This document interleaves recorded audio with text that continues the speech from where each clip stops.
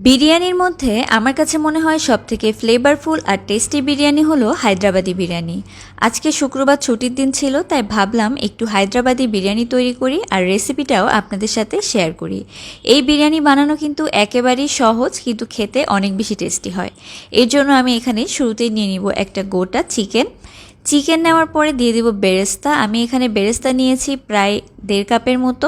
বেরেস্তার পরিমাণটা একটুখানি বেশি দিতে হবে, যেহেতু এখানে কাঁচা পেঁয়াজ যাচ্ছে না। এর মধ্যে দিয়ে দিব আলুটাকে কিন্তু আমি ভেজে নিইনি, আলুটাকে এরকম কাঁচাই দিতে হবে।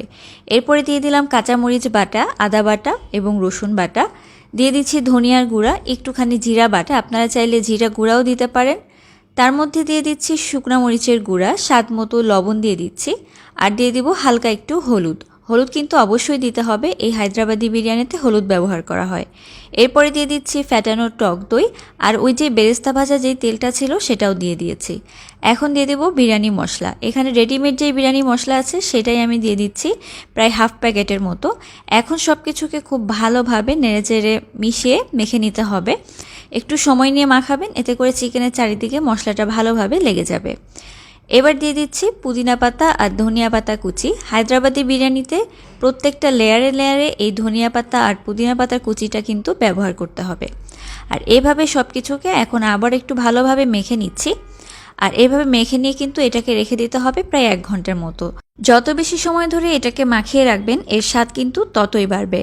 মাখানো হয়ে গেলে এখন আমি চালটাকে রেডি করে নিব। এর জন্য একটা হাঁড়ির মধ্যে দিয়ে দিচ্ছি সামান্য একটু ঘি, তারপর দিয়ে দিব শাহি জিরা, আপনারা চাইলে এখানে গোটা জিরা কিন্তু ব্যবহার করতে পারেন।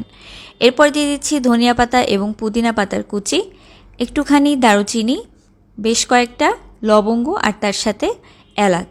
এখন এই পানিটাকে ভালোভাবে আমি বলক এনে নেব, আর এর মধ্যে একটু লবণও দিয়েছি। এবার আমি চালগুলোকে দিয়ে দিচ্ছি। এখানে আমি বাসমতি চালটা নিয়েছি, এই বিরিয়ানিতে কিন্তু বাসমতি চালটাই দিতে হবে। আবার আপনারা যদি চান চিনি গুঁড়া চাল দিয়ে করতে, সেটাও পারবেন, স্বাদ কিন্তু একই হবে। এবার এই চালটাকে খুব ভালোভাবে ফুটিয়ে নিতে হবে। ভালোভাবে বলতে 70 ভাগের মতো চালটাকে সেদ্ধ করে নিতে হবে। বাকিটা যখন আমি দমে দিব তখন রান্না হয়ে যাবে। দেখতেই পাচ্ছেন চালটা কিন্তু সেদ্ধ হয়ে এসেছে। এখন এই চাল সেদ্ধর যে পানি, সেখান থেকে 1 কাপ পরিমাণ পানি এই মেরিনেট করে রাখা চিকেনের উপর দিচ্ছি, আর এই পানি দিয়েই কিন্তু চিকেনটা সেদ্ধ হয়ে যাবে, আলাদাভাবে আর পানি দিতে হবে না। চিকেনটা দিয়ে এখন এর উপর আমি লেয়ার তৈরি করব। এর জন্য প্রথমেই আমি ভাত দিয়ে দিচ্ছি। ভাত দিয়ে মানে 2 চামচের মতো আমি এখানে ভাত দিব। তার উপরে এখন দিয়ে দিব পেঁয়াজের বেরেস্তা, আর ভাতটাকে এভাবে চারিদিকে একটু ছড়িয়ে দিবেন। পেঁয়াজের বেরেস্তা দেওয়ার পরে দিয়ে দিব বিরিয়ানির মশলা। এখানে আমি প্যাকেট বিরিয়ানি মশলা নিয়েছি, আপনারা যে কোনো ধরনের বিরিয়ানি মশলা কিন্তু এখানে ব্যবহার করতে পারেন। বাসায় বানানো বিরিয়ানি মশলা থাকলে সেটাও দিবেন। এরপরে আবার দিয়ে দিলাম একটু ধনিয়া পাতা, পুদিনা পাতা কুচি, আর তার উপরে আবারও একটু ভাতটাকে এভাবে ছড়িয়ে দিচ্ছি। এভাবে কিন্তু 3টা লেয়ার করতে হবে, সেমভাবেই 3টা লেয়ার করে এই বিরিয়ানিটাকে রান্না করতে হবে।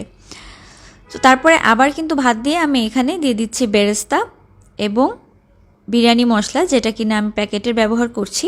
আপনারা চাইলে কিন্তু বিরিয়ানি মশলাটা বাড়িতেও তৈরি করে নিতে পারেন। এর উপর দিয়ে দিচ্ছি সামান্য একটুখানি ঘি দেওয়ার পরে এখন আবারও একটু ধনিয়া পাতা, পুদিনা পাতা কুচি দিয়ে দিচ্ছি। এরপরে আমি যেই দুধটা দিব, এটা হচ্ছে দুধের মধ্যে একটু ঘি মিশিয়ে তার মধ্যে জাফরান বা জর্দার রং দিয়ে দিবেন, তাহলে কিন্তু খুব সুন্দর একটা রং চলে আসবে। এখন এটাকে ঢাকনা দিয়ে দমে দিতে হবে প্রায় 1 থেকে 1.5 ঘন্টার জন্য।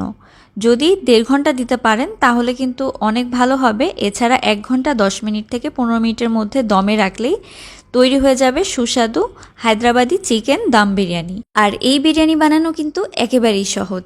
আশা করি রেসিপিটি আপনাদের অনেক ভালো লেগেছে। আল্লাহ হাফেজ।